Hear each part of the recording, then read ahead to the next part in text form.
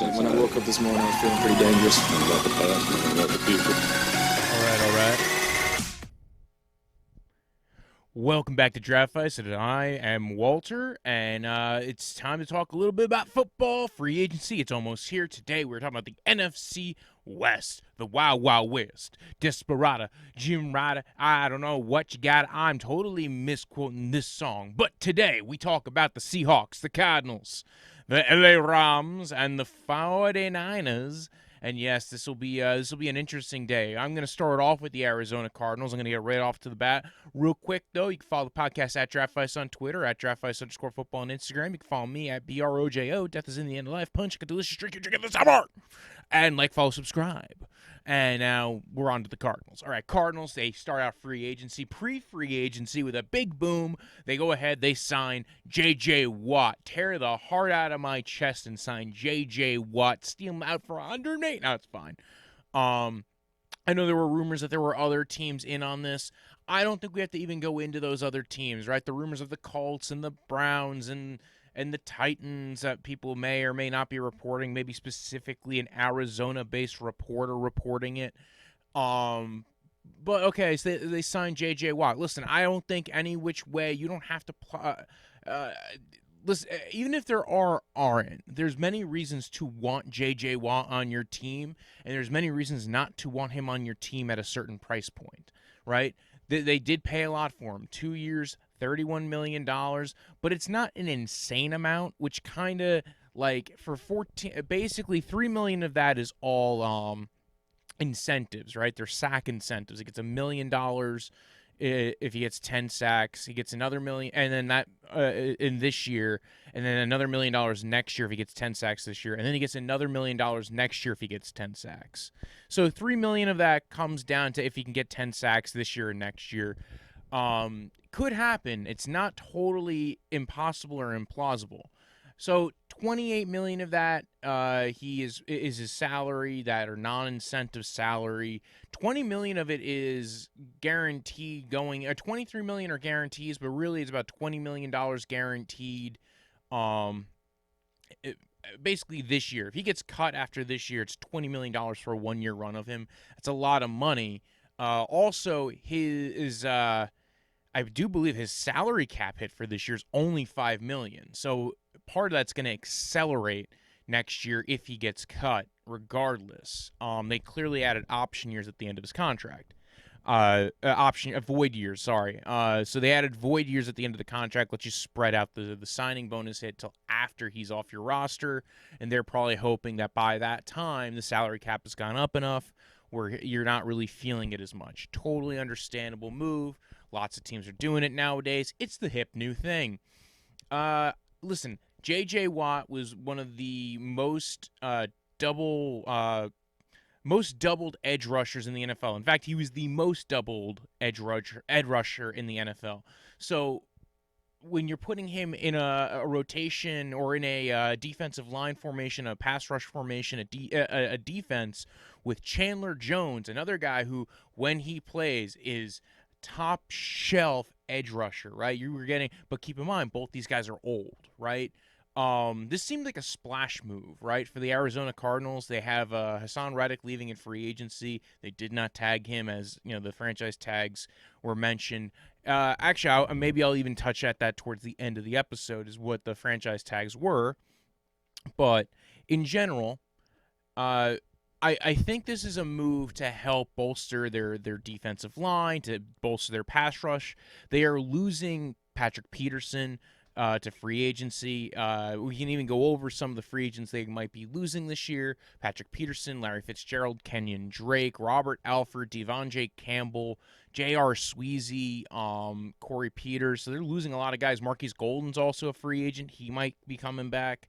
But their top two edge rushers are currently free agents. Chandler Jones got hurt last year as well, so you're hoping he comes back. Their top cornerback is a free agent, Jonathan Joseph.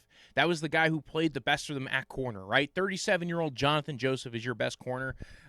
There's some real big question marks. Their corner situation has a lot of question marks going in on it. Defensive line, let's talk salary cap, right? We have the 182.5 number.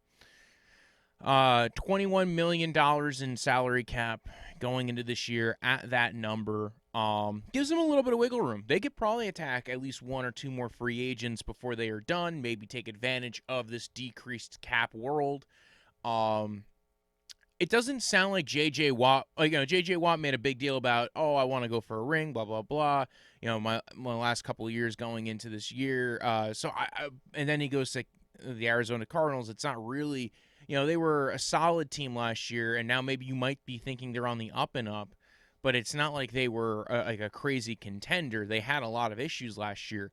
I think this is a move that signals that maybe this team is a little desperate. Like, this is the I don't want to say desperate, but it's starting to. It's not Chicago desperate, right? It's desperate in the realm of, hey, we're a little worried. We're fighting for our jobs. What we got to do here is come up with a splash move to help replace some guys, right? And how do you do that? You get a solid pass rush. You could play, J.J. Watt at both defensive end and, different spots on the defensive line. Again, I think this move was very smart. It's just you have a lot tied up in very, a much older defensive front, if you will, and yet the younger guy is leaving in free agency. The guy who showed he had a little bit of pizzazz. Although, again, Hassan Reddick might be fool's gold. So again, like we saw some solid play from him at the end of the year in this year when he finally got to play as an edge rusher, which really feels like, strangely enough, actually what he should have been doing the whole time. Strangely enough. They signed Jordan Hicks last year and Jordan Phillips, formerly of the Bills. They really can't get much relief by cutting either of those guys, and they didn't really pan out for them super well. Looking over their roster, they have a lot of guys with a couple more years left that they have signed to extensions. Kyler Murray. I'm a big fan of Kyler Murray. I think he's what makes that offense work. Him having DeAndre Hopkins works very well. They traded for him last year for second-round pick. We all know the story. Got rid of David Johnson in a second-round pick. Got in some DeAndre Hopkins. Sounds like a trade anybody would have made. Isaiah Simmons, the guy who they drafted in the first round last year, did not really do much on defense. Did not show. You're hoping that he takes a step forward in year two. Devin Kennard played linebacker for them as well to Jordan Hicks. You're hoping maybe you're hoping that linebacking core is going to probably be what they walk in with.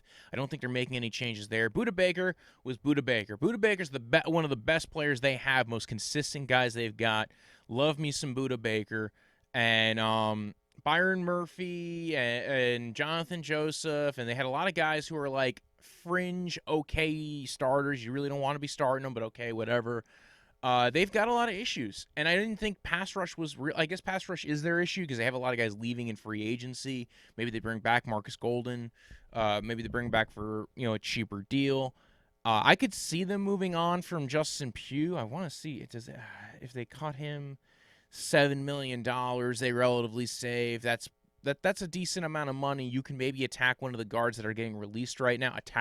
Offer some money, if you will. You don't have to beat the heck out of them. But yeah, Justin Pugh's had some health issues over the years. They are losing Kelvin Beachum, who played relatively well for them at tackle. But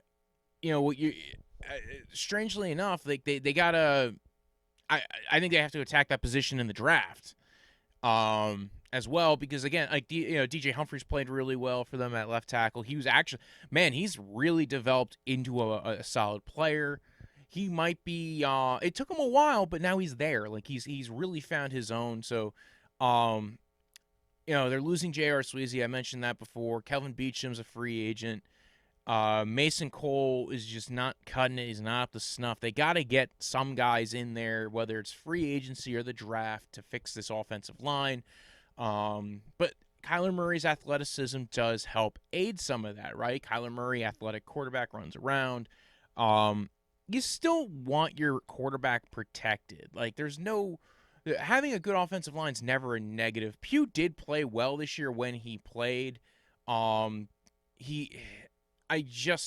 I'm always curious as to like, and again, he played. It looks like he played actually most of the year, which is the first time in a long time he's played most of the year.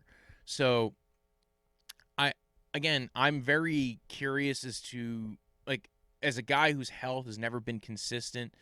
If they could find an upgrade to Justin Pugh, it depends. Maybe they kick him out to right tackle again. He was a solid right tackle at some points in his career. Maybe they also attack, like I said, guard and free agency. There's a couple of guys who might be getting released, like Trey Turner, Andrew Norwell. There's going to be some guys in this draft class who are solid guards and centers. They really need to attack that position. Defensively, I think corner is a big question mark still. They might attack that in the draft. There's a bunch of corners in this draft class now. I don't know which direction they may go. If they're looking to go more zone heavy, because that would fit more of what their guys who are on the roster or who they can retain for a relatively cheap price would perform better in. Maybe they move in that direction. I don't think they re-sign Patrick Peterson. He kind of fell off a cliff after he's no longer allowed to do the vitamins that allow you to do athletic things, if you will. He got caught for something like that a while back, and I'm thinking maybe it's starting to wear off. They really haven't gotten much out of Andy Isabella. Christian Kirk's been really solid for them. Again, a guy who I would be intrigued to see him take a step forward now that they don't. That it sounds like they're probably not bringing back Larry Fitzgerald. DeAndre Hopkins, I mean, this guy makes bad quarterbacks look good, and Kyler Murray's not a bad quarterback. Again, let's move on from them. I think Arizona's a weird one. I think this is a team that if it doesn't pan out, everybody could be losing their jobs next year, right? Steve Keim, I think, should have been kind of like on notice already. He's now, I think, on his second or third head coach. You have, you have Cliff Kingsbury, who hasn't been horrible, but he hasn't been great. He has been willing to mix it up. I feel very mixed with Cliff Kingsbury. And then you look at the D coordinator, Vance Joseph, just hasn't really been able to get it to work there very well. They've had moments, but it's really been, you were expecting them to take a step forward. They had a lot of injuries, had a lot of guys that came in that just really didn't pan out as free agents. A lot of those deals are still stuck with a lot of them. So we will see what ends up happening. Let's move across the division. We'll go up to, say, Seattle and go hang out with Russell Wilson and the Seahawks. And clearly the big rumors this offseason is Russell Wilson going to get traded? I really don't believe that. That doesn't really fall within something that, like, I don't think it'll happen. I think it would cause a $58 million dead cap hit. That I just don't see happening. It doesn't matter how much Russell Wilson hates you. They're not going to probably want to take that. Maybe they would do it as like a post-June 1st trade, and try to at least stymie it out. I just don't see that happening. I also don't think the relationship is as bad as people make it sound. I did just read a tweet that made it sound completely the opposite of that. I don't know how involved that person is or how much that person knows. I was a radio show host.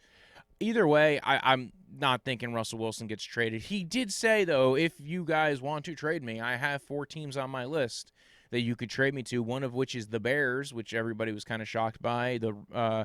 But I actually don't think it's too ridiculous. The only thing is what are you getting in compensation from the Bears to give them up Russell Wilson and take this giant salary cap hit? Just don't see that happening. The receiving core has been pretty. Russell Wilson was not as pretty towards the end of the year as it was at the beginning of the year. It seemed like the offense started becoming very predictable. A lot of teams were starting to key in on what they were doing with DK Metcalf and Tyler Lockett. And when they tried to go to running the ball, the offensive line has not been good there very much at all during Russell Wilson's career. It seemed like that was one of the things he was signaling to everybody when he said, like, hey, I've been hit the most of anybody. Can I get some protection? And I don't hate him for that. I think that's a very solid question.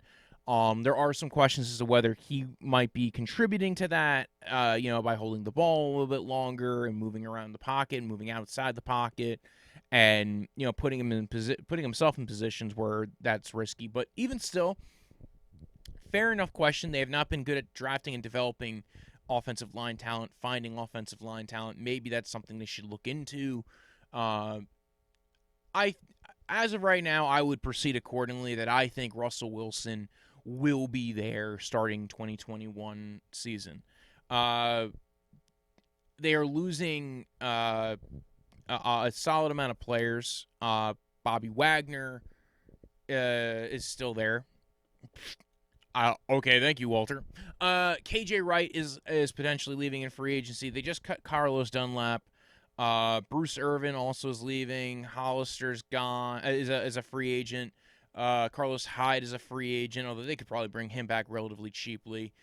Greg Olson just retired. They're also losing Quentin Dunbar and Cedric Ogbuehi, guys who, Dunbar was a guy they traded for, came in, and he's never really popped. Maybe it was a scheme issue. Maybe it was he was having some off-field issues going on last year. There were some questions as to a particular off-field incident that was going on that might have kind of been a real bothersome thing. Philip Dorsett's also a free agent. Chance Warmack's apparently still in the league. Josh Gordon asked to be released, apparently, or they had agreed at some point, so that way he can go ahead and play with Johnny Manziel in some kind of fan-controlled league. Demarius Randall's leaving. I don't think anybody was really thinking too much about him. Maybe he gets re-signed. When we look at guys they could release, it depends on what they want to do. They do have money already, but they could save a little bit more by cutting Brandon Shell, which would give them another $3.4 million. They can release Quandre Diggs, who has not played really well for them since they've traded for him. That would be a totally clear cap cut. They would save $5.5 million.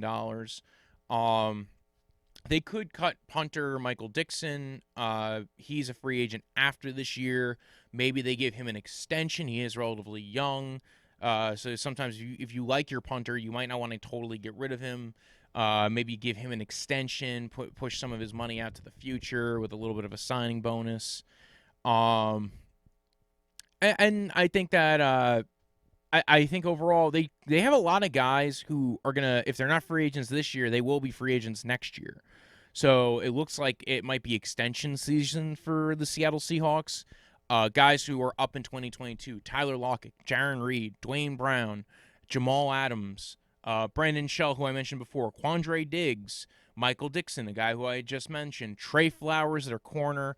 They are, again, they have a lot of guys who are potential free agents who might be leaving, this year or next year.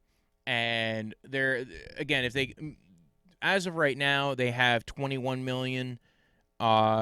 With some of those mentioned releases or cuts, they would get another $12 million in savings, putting up to $33 million, meaning they could probably go after some big free agent signing and really redo a little bit of their roster if they're really worried about annoying Russell Wilson. Like I said before, Corey Linsley is one of the top free agents that's out there for center.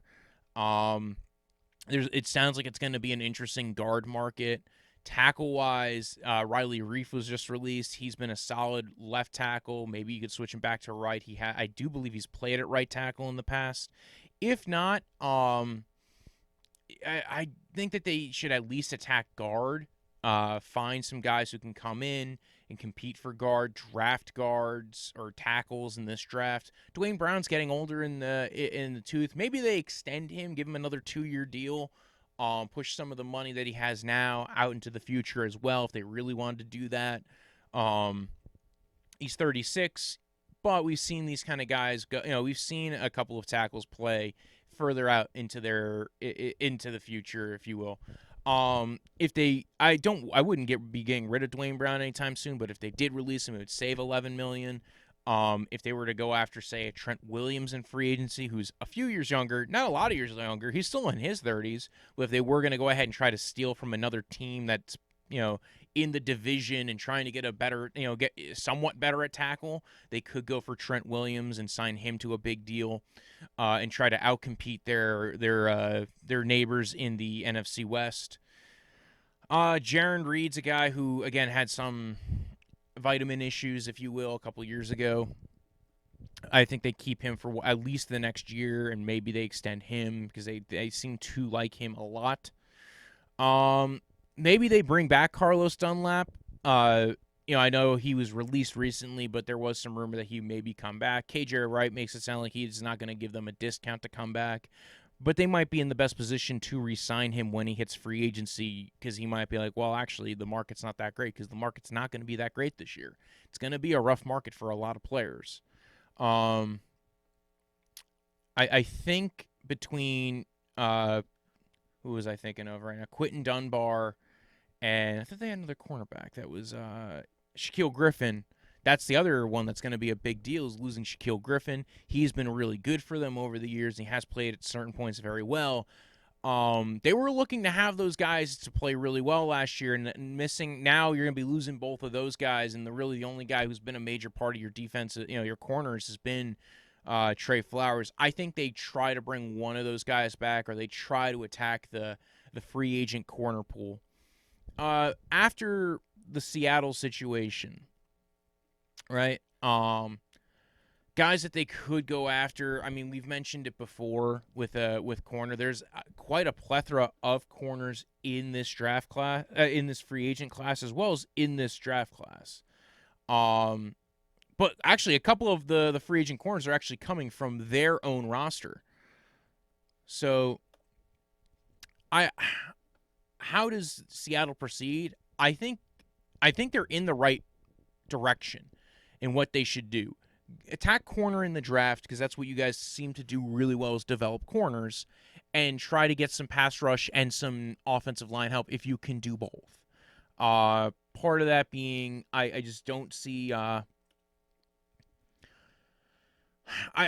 see it being a really bad thing for you if your quarterback is not happy with the offensive line and you have not really put your team in the position to address it. A guy who they might want to go after, maybe a Matt Filer. He's kind of been a very versatile, solid guard / tackle. So if you get him, you can bring him and have him play right tackle, and then also maybe sign a Jermaine Ifedi, steal him away from the Bears. He shouldn't be that expensive to grab.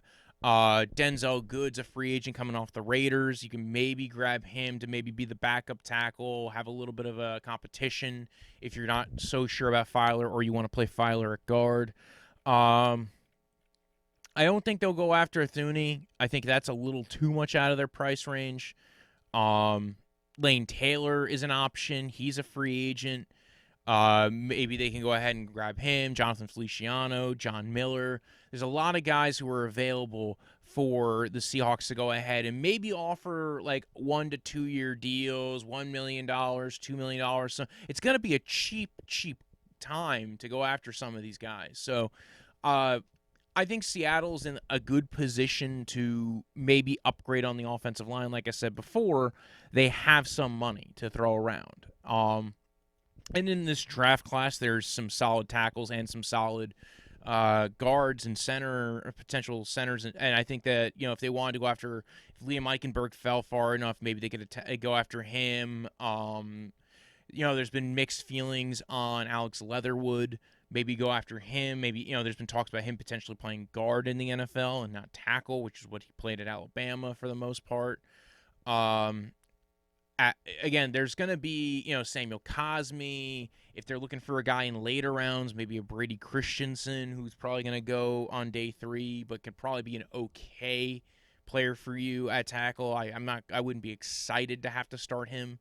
Jamarco Jones played okay at guard, but not anything you really want to be writing home about. Mike Iupati, has had his moments, has played solidly for them. I just don't know. I think they still have to kind of at least bring some guys in. Ethan Posick, I don't think that's a guy who you want being your center. I think maybe that's the position they look at. Maybe they look at grabbing Corey Linsley and seeing what his big deal will be. Outside of that, corner, I would be really worried about, but we'll see. I think that's a position they never seem worried about. Seattle's never worried about corner. Let's move on, right? San Francisco 49ers. Let's talk about it. 49ers, they got Jimmy G coming back. Always injured. Seems like it. But with Jimmy G coming back, I think he's there for one more year. I think they try to draft somebody in this draft to go after one of the 6 QBs that are rumored to potentially be going in the first round. Did I say 6? Let me list them off, right? Trevor Lawrence, probably not getting him. Zach Wilson, I think they would do dirty things to get Zach Wilson because I think he fits Shanahan's scheme pretty well. Trey Lance, again, a guy who could probably be solid in that system, would probably need to sit for a year and develop and kind of really get to learn the intricacies of Shanahan's system. And it's kind of reminiscent of actually kind of a Colin Kaepernick in a Kyle Shanahan system. That's kind of like what his tape kind of screams a little bit. And then there's Justin Fields, who I think is getting a bum rap at some points right now for some weird reason because he had a couple of not horrible but not great games against Northwestern and Indiana. And then Mac Jones has gotten a lot of talk recently, and people have been, oh, well, what about Mac Jones? And people are like, oh, Mac Jones. Maybe a guy they go for in the second round is Kellen Mond, or second or third round if they were going for somebody, if they traded down, played around with their picks a little bit. I don't know how is Weston Richburg going to be staying on this team going forward. I had heard some rumblings about him. He seemed to kind of fall off a cliff a little bit. Jimmy Ward is still here, but they are losing Jaquiski Tart. He's going into free agency. They actually have a lot of guys going into free agency. Just to list them off: Trent Williams, that's the big name at free agent who they might lose. Richard Sherman. Solomon Thomas, that's not a big name. He tore his ACL earlier this year. He's probably going to have to take a 1-year prove-it deal with somebody. I don't know if he really wants to stay in San Francisco if he hasn't really made it work there. Jaquiski Tart, I mentioned before, plays pretty well at safety, kind of is good at as a hybrid safety role, can play safety, can play nickel, can kind of be a nickel linebacker. Juszczyk, their fullback, their famous fullback, who they just absolutely love. I think maybe they try to bring him back unless they developed somebody along the way that they just feel better about. But I do think he's probably somebody they look to bring back. Tevin Coleman is a free agent. Quan Williams probably would be relatively cheap for them to bring back, and maybe, again, since they got solid play. Akilla Witherspoon, they got solid play of at the end of the year, but that was a guy who was benched for the most part, came back, came in towards the end of the year, played pretty well. He might be looking for a starting job somewhere else and be able to prove it to somebody else. Deion Jordan, free agent rusher. Can't believe he's only 31. He feels like he's been in the league forever. But and 31 is relatively old. But again, they tried making it work with him and Zeke Ansah at certain points after they lost Nick Bosa. They're going to have some questions. Their contract structures are very weird. I got to be honest. I'm shocked that they can't get out of D Ford. If they cut D Ford, they take a $15 million cap hit. That's insane. But that would save them still about $5 million, almost $6 million. They have not gotten anything out of him. He's been injured to the wazoo. Kittle was not healthy last year after they just extended him. Raheem Mostert was had some health issues at certain points. I feels like there was always a rotation on that running back core. Felt like the team itself in general was just not healthy, having constant injury issues. Nick Bosa, another one that was out of there with injury, I believe torn ACL early on. So again, the wide receiving core, I think they're pretty solid at, but knowing Kyle Shanahan, they will not worry about spending a top 100 pick again on wide receiver because that's what they do. That's what Shanahan do. They like them receivers, them run after catch guys. He's been loving that. Those pseudo running backs, Brandon Ayuk and Deebo Samuel. I think that they try to bring back Trent Williams, but if they do that, that's going to eat up whatever space they could to sign anybody in free agency. Trent Williams is probably going to cost somewhere in the $18 million range, maybe a little bit more, maybe a little bit less, but it sounds like that would probably be the APY for him. That's average per year. They have about $24.5 million in cap space. Jimmy G is really the question here. Can they upgrade a quarterback? They were at least somewhat in on the Stafford deal, but they didn't make a real push to get Stafford, so they weren't super in on Stafford. Like I said before, it sounds like the draft is going to be where we're going to hear about them going for somebody, maybe in a trade up to get one of the top guys. And then they'll keep Jimmy G for one more year, unless they found somebody. I thought if they found somebody in a trade, like if they got Stafford, maybe they trade Jimmy G over to the Patriots. I think the Patriots are going to hope that they can get him maybe next year in a trade. I just don't see him being traded this year. I just don't think they have. There's no reason to get rid of him. His cap it's $26.4 million. He's not that expensive. Yes, his cap percentage is 13.5%. But let's be real. A lot of quarterbacks there's quarterbacks with a higher cap hit right now on that, or at least somewhat of a similar cap hit to that. So, I feel like Jimmy G is going to be he's got one more year, a prove it year, but I think they're going to try and do similar to what Andy Reid did, where Andy Reid came in, he got his guy, they kind of built a culture and an offense, then they draft a guy, they let that guy sit behind the starter for a year, develop, and then they get rid of their starter, send him somewhere. They'll send Jimmy G to somewhere, like next year they'll send him to Washington or something on the last year of his deal. Plus, for 2021, he has a no trade clause, so he has to okay wherever he's getting traded. For 2022, he does not have a no trade clause. They could cut Jimmy G this year, and it wouldn't cost them much. It would cost them $2.8 million in dead cap, but they would save about $26 million. They would save about $24 million. That's a lot of savings. But you need to have an answer at quarterback if you're going to be doing that. And considering Jimmy G, when he plays, is at least solid enough to get them to Super Bowls, even if he's not amazing, yet you kind of need to keep on hanging on to him, or at least for the time being. That also probably means they are not going to restructure his deal to clear up more cap space, which means if you are going to do any kind of restructure to clear up cap space, you got to look at somebody else on that roster. I don't know who you're really looking at to restructure. I know some 49ers fans are not big fans of Mike McGlinchey. He had a down year this year, at least as far as pass blocking went. Run blocking, he was still really solid. But he did have a down year this year. It sounded like he came in a little underweight in like the 280s, 290s. And if that's the case, maybe, part of that was COVID, not being able to work out, not being able to, do your squats, try to stay in shape. So unfortunately, he kind of got stuck not being able to lift weights and eat his peanut butter sandwiches. Maybe, with a year of prep and time and money, he can go ahead and invest in his own little home gym to be able to keep himself in shape and not just shape, because he was probably in shape, but to be able to come back at like 290, 300 and to be solid as far as being a right tackle, because he had some issues last year. Other than that, 49ers, a lot of it is getting their guys back to full health. It would be interesting to see where they go in this draft. They could easily, if Trent Williams walks, they can go after offensive line in this draft. There's plenty of offensive line talent.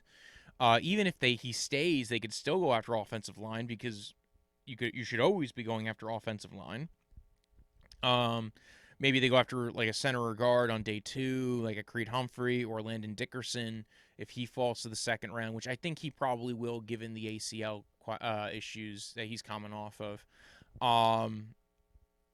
Wyatt Davis, I can't see Wyatt Davis falling too far, but to be honest, you never know with the draft and how teams value guard. Some teams boost it up. Some teams might look at a tackle who they might want to play at guard.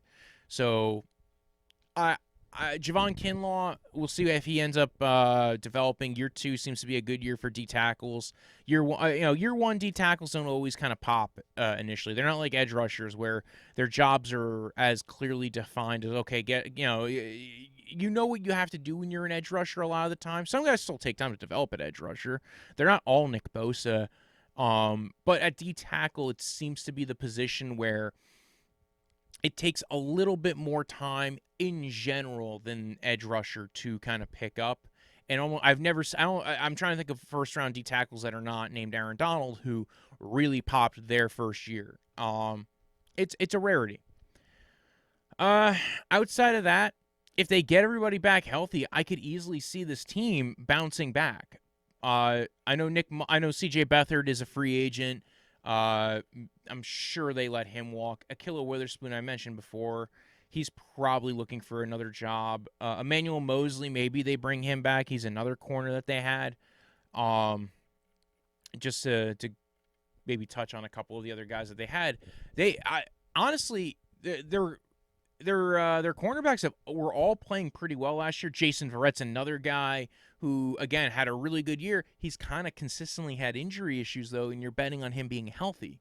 But I'm sure they bring back one of the corners that are hitting free agency. I don't know which one they would be eager to do that with. Maybe it's Verrett, because Verrett did play the best out of all of them. Although Akilla Witherspoon played really well, he just didn't play as many snaps as Richard Sherman and Jason Verrett. So we will see where that all kind of goes. All right, last team. This team made a splash trade. We started out with a team that had a splash move in free agency. Screw it. This team had a splash move. They traded Jared Goff and 2 first-round picks for Matthew Stafford. That's a strange way to upgrade your team. We're just getting we don't care about first-round picks. Screw the first-round picks. We're taking the Matt Staffords. Sean McVay said, Jared Goff, you're out. And they went for Matt Stafford to the from the Lions. Lions and Matt Stafford agreed to be able to trade him. And they got a huge haul from it. I didn't think Jared Goff was a bad quarterback. I think the issue, a lot of it was, they didn't have the deep threat there anymore. Like you can complain this year that Jared Goff didn't want to throw a deep ball. Who was running the deep routes? Josh Reynolds, yes, he did do that pretty well at certain points. But he was nowhere near as consistent as Brandon Cooks. Brandon Cooks did have some injury concerns the year prior. But that was also in a time where it seemed like everybody was keying in on McVay's offense too. And they the offensive line wasn't playing well that year. So maybe they cut the bait too quickly on Brandon Cooks, and that led to them being like, you know what, we're getting rid of Jared Goff now. It also sounded like maybe there were some internal struggles with Jared Goff. But again, you extended him, and then you got rid of the receiver that took the coverages away, and then you kind of said, well, we're going to go ahead and, you know what, we're going to be running a lot. Again, we're going to be running the ball a ton. And not that was a bad move. They did run the ball very efficiently. They were very good at running the ball. They definitely came. I know a lot of teams stole from their run book, or they stole from their another team's run book. So they were running the ball quite a bit in a lot of variety of ways. Let's talk about it though. Matt Stafford has a different type of arm than Jared Goff. Matt Stafford can hit a deep ball to a guy like Josh Reynolds. Only problem is Josh Reynolds is a free agent. So they are currently minus $32 million on the cap. So they are going to have a headache a little bit, at least for their top 51. They're actually minus $41 million when it comes to the estimated cap for the total roster. They are going to have to restructure some deals. They can do that. Aaron Donald, they can restructure, save $14 million. Jalen Ramsey, they can restructure, save $13 million. Cooper Kupp, Matt Stafford. Doing a lot of that will get them back to cap compliance. They could also cut Rob Havenstein if they started feeling better about Bobby Evans and him playing at tackle this year. Michael Brockers, I heard they were shopping already. That would save them a little bit of money against the cap. I heard $9 million, but right now I'm seeing $5.6 million, so I don't know how much. Maybe in a trade they get a little bit more than if they just straight up cut him.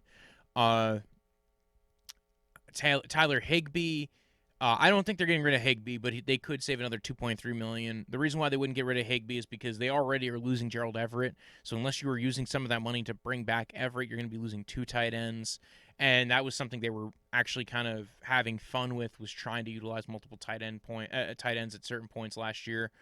Johnny Hecker, they can cut him, save $2.6 million, but he's been really good for them. Has been a stalwart on that team for years. The team really does like him. Outside of those guys, They're going to have a really hard time doing much else, though, because when you look at it, it's a very you might have heard the sports. It's stars and duds and studs team, where they literally have a bunch of guys on high contract rates and then a bunch of guys at low contract rates. There was a rumor that there was some interest in trading for Robert Woods. I don't think they would do that, mainly because Robert Woods right now is actually more expensive to them off the roster than he is on the roster. So I think they're keeping Robert Woods. I also don't know why they would get rid of him because he's been solid for them. He's been like basically the one wide receiver who's been consistent as hell for them. Cooper Kupp's been consistent as well, but remember he was injured for a little bit, came back, and then was a relatively solid star for him. They could restructure Robert Woods' contract as well, so that would also put him closer to cap compliance. And his contract goes out to 2026. So I don't think he's going to be making it to that point. But again, they could always restructure him. That's another guy they can get a little bit of cap relief with. I think, again, they don't have a first-round pick this year. They don't have a first-round pick for the next 3 years. So what are they going to do? They'll probably trade down in this draft from the second round, try to accumulate some mid-round picks to be able to grab some guys to kind of fill out the roster. They don't have a third round. They lost a third-round pick in the trade for Matt Stafford. What do I think about Matt Stafford, by the way? I'm actually a big Matt Stafford fan. Do I think Matt Stafford, the player, is better than Robert Woods, the player? Yes, I do. Not Robert Woods, Jared Goff. But do I think it's to what percent is the improvement? Sometimes you just like what that guy brings to a certain kind of offense. Sean McVay wanted to run a lot more play action, a lot more deeper routes that sometimes Jared Goff just wasn't always willing to hit. Jared Goff was also, I think, the biggest qualm about Jared Goff was he is not good off script. The second the script went away, he could not make it work. This is something that clearly they had an issue with, is that when, you have to be batting 1,000 as a play caller in order for it to work with Jared Goff.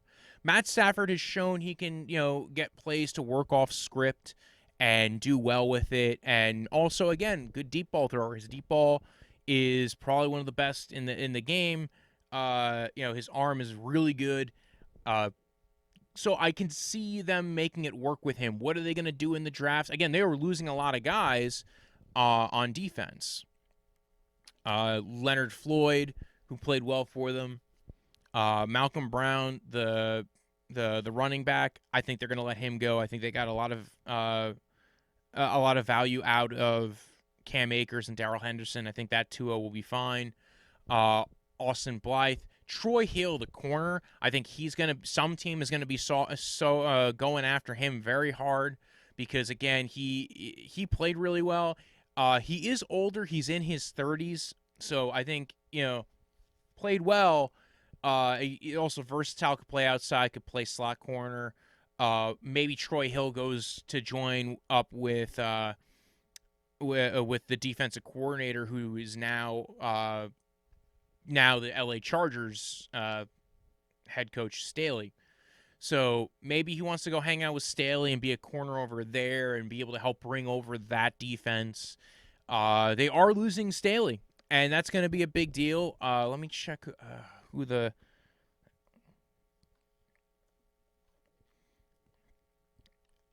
they are replacing Brandon Staley with Raheem Morris. Derp. Okay, good. Yeah, Raheem Morris, formerly of the Atlanta Falcons and the Buccaneers, and in that move, I don't know how I feel about Raheem Morris as a D coordinator, but the defense did play. The Falcons defense played a little bit better under him than it did under Dan Quinn. So it does sound like maybe getting him as the DC will be fine. Brandon Staley was a really good defensive coordinator. There's a reason why after 1 year of coordinating, he had a top defense and teams were eager to go after him to be a head coach. So, I don't think there's a lot they can do in free agency. In fact, really what free agency is doing to them is they're losing a lot of guys. Derek Rivers, John Johnson. John Johnson's going to get a huge contract. I think, again, free agency, he's kind of the top safety on the market at this point because a lot of the other guys got tagged. Justin Simmons, Marcus May, Marcus Williams. We will talk a little bit about the franchise tags. But yeah, so since those guys got tagged, Josh Reynolds is a free agent. I mentioned Derek Rivers, Blake Bortles. Oh my God, they're losing Blake Bortles. What will they ever do? I think those losses will not hurt them too much because it seems like they always kind of have a developmental plan in the building for some of those positions. That's not to say that they won't end up having an issue on defense. I think, listen, losing a giant chunk of your defense is going to hurt no matter what. Losing a bunch of players is going to hurt no matter what. You lost a bunch of guys who were significant contributors. Even still, they still have Jalen Ramsey. They still have Aaron Donald. They may still have Michael Brockers at the end of the day. And by having those players, they will, I think, be able to be competitive in the future. And I think that's the plan. And Matt Stafford and that offense, that play action outside zone offense, and again the new run concepts that they are integrating into that offense, will probably keep them in a lot more games. I think they might look at some speed at wide receiver, maybe a Dwayne Eskridge in the draft, Jalen Darden, Elijah Moore if he's far enough down the board. I think that would be an electric kind of guy for them to add. That would actually kind of be scary thinking of them with Elijah Moore. Please, that would be entertaining as hell. Except for I'm sure there's a lot of teams that probably want Elijah Moore at some point in the day 2 of the draft. A couple of other guys that I know I didn't really go super into potential draft targets for other teams, because I will be doing draft targets later on, and we just don't know a free agency. I'm just kind of attacking what these guys are losing. I think that the LA Rams are well set. My real worry with the LA Rams has always been, is that offensive line going to hold up much longer? Guys who might be there in the second round. I mentioned it before with the Seattle Seahawks because they're also missing a first-round pick. Leatherwood, maybe. Eichenberg, maybe. Cosme, maybe. Jalen Mayfield, maybe. It's a deep class. There's a lot of guys. There's some solid players in this draft class. I do think they're going to all go relatively quick, and they might have to, if they're looking to get a tackle in this class, they might have to jump up and get a tackle. If not, maybe they take a falling star. I mentioned before Brady Christensen. I do think they will address the tackle position and maybe even guard in this draft class. There's a couple of different guys they can go after, even at center. If they're looking to bolster the offensive line a little bit, to build up some depth and get to play with a few guys. As far as anybody else, again, corner, it's a deep defensive back class. So again, guys who might fall far enough down, they might really jump at them. Fetu Melifonwu, Asante Samuel. Depends on how they feel about the guys they have in the building. But again, you want a guy opposite, Jalen Ramsey. Depends also on what your plan is, how much man coverage versus zone coverage, how you feel about the safeties you have in house. Maybe they go after guys that are, maybe not, maybe they go after Trevon Moehrig to kind of replace Josh Johnson. And again, I definitely picture them trading down to accumulate more mid-round picks, because it just seems like something that's been part of their strategy in the past. Let's talk a little bit about the franchise tag. I don't really need to go too deep into it. I'm sure we already know most of it. Chris Godwin was tagged. I think that was a rumor that a lot of people thought was going to end up happening. I had mixed feelings on that. I thought maybe they go after to keep Shaq Barrett. I know they have limited cap room, but in the end, they kept Godwin. He's been great for them. He would have probably been my favorite wide receiver on the market. He's been really good, and I get why they want to keep him to be with Mike Evans and Tom Brady, keep the offense nice and lively, if you will. So it sounds like Shaq Barrett may go into free agency, although they might work out a deal with him before free agency hits next week. I'm sure during the tampering period they'll get a little bit of a better idea what his market may be. Marcus May, I mentioned before, of the Jets. That was not surprising. Also, again, the safety tag is relatively cheap. It's only a $10 million tag. Kind of a good deal to be getting on your safety. Taylor Moton, tackle for the Carolina Panthers, was tagged. That was not shocking. He's been really good for them. They drafted him, they developed him.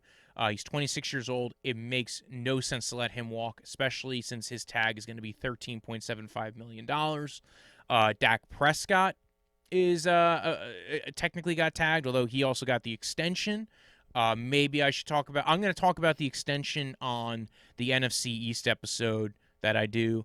But it was a big deal that they did that, and I also think that was the right move. Allen Robinson got tagged. That was maybe one of the biggest shockers. Allen Robinson getting franchise tag, because his franchise tag is a lot more because he's on a contract that he's on a second contract already that was already paying him a lot of money. And when you franchise tag a player, it has to either be the more of one of two options, one of which it has to be 120% of their current contract, of which he was already on a current contract that was heavily expensive. So it sounds like he was not sticking there. It sounds like he might. I'm very curious to see if Allen Robinson even stays. He might not sign the tender. He might make it a really hard day for them to try and keep him around. Depends on what they do to get a quarterback in this market. Cam Robinson was franchise tagged. I think that was the real shocker. I think that was the biggest shock of all, was franchise tagging a left tackle who has not played his best football since his ACL. He's, again, set to make a little bit less than $14 million. So it kind of makes sense if you think the tackle market's not going to be great, especially if you're Urban Meyer, you're not super familiar with Cam Robinson. Maybe you think he will play better going down the line. And again, he's only in his 5th year in the NFL. Maybe you think he could develop a little bit more. It depends if your guys can get their hands on him. And the Jags have plenty of money to throw around. Brendan Scherf was tagged a second time, which is a lot of money, because that means he's going to be getting $18 million, not the $15 million that he would have been making previously on the tag. That's a lot of money to spend on guard. So it means that they probably have an idea of how they want to attack free agency. I guess I assume that they have an extension in their head. Same thing with Justin Simmons. Justin Simmons was tagged by the Broncos. Apparently, the GM said it was a procedural move because it sounds like to make sure that Justin Simmons stays with them and to be able to extend him long term. It sounds like they're moving towards a long term deal. If they don't agree on the extension, he'll earn about $14 million. This is his second tag, and he's only earning less than $14 million. That's a pretty big deal. That tells you how rough the safety market sometimes is and how depreciated safety value is. Leonard Williams is going to be getting just under $20 million at $19.3 million on the franchise tag. That's a pretty big deal. By the New York Jets. I'm assuming they are going to be working on a long-term deal going forward. And then Marcus Williams, I think, was the second biggest surprise, was he got a franchise tag. I think he was the second biggest surprise to me outside of Cam Robinson, because, I mean, the New Orleans Saints are very much in cap restriction mode. With the reduced salary cap mixed in with a lot of the push-outs that they've done over the years, it sounded like this was going to be a rough year for them. Maybe they go ahead and extend him. Maybe they pull the tag away from him later on. They can do that as long as he hasn't signed it yet. So maybe they go ahead and remove the tag next week or in 2 weeks if he has not signed it. He is slated to make $10 million under the tag. We will see what ends up happening, or a little bit over, $10.6 million. So we will see what ends up happening with them. Guys who didn't get tagged that people thought could get tagged: Hunter Henry, they thought might get a second tag. Jonnu Smith, Shaq Griffin, Kenny Galladay, Aaron Jones. None of them got tagged. They are all potentially going to be free agents. I mentioned it before with the Lions that it might signal that they are going to be going into full rebuild mode with this. And that makes sense that they are in full rebuild mode. That's why you got 2 first-round picks. It's why maybe they don't draft a quarterback this year and instead trade down, because they are accumulating assets to build a treasure trove going into the future. And that's it. My name is Walter. This has been Draftvice. You can follow the podcast at Draftvice on Twitter, at Draftvice_football on Instagram. You can follow me at BROJO. Death is in the end of life. Punch like a delicious drink you drink in the summer. And, by the way, I mentioned it on yesterday's show. I was on the Browns Huddle podcast. You could also find me 6 o'clock on Thursdays on Face Off with Facemere with Brenda Facemere. I'm going to start putting that link down in the show notes as well every episode going forward. So, yeah, Face Off with Facemere, and I was also on the Browns Huddle podcast. I guessed it. I sat there and talked about just the Browns for 2 hours. Think about that for a bit. How exciting that was. Anyway, thanks for tuning in. Like, follow, subscribe, share it with your friends, share it with your mother, share it with your grandmother, and good night. When I woke up this morning, I was feeling pretty dangerous. About the past and about the future.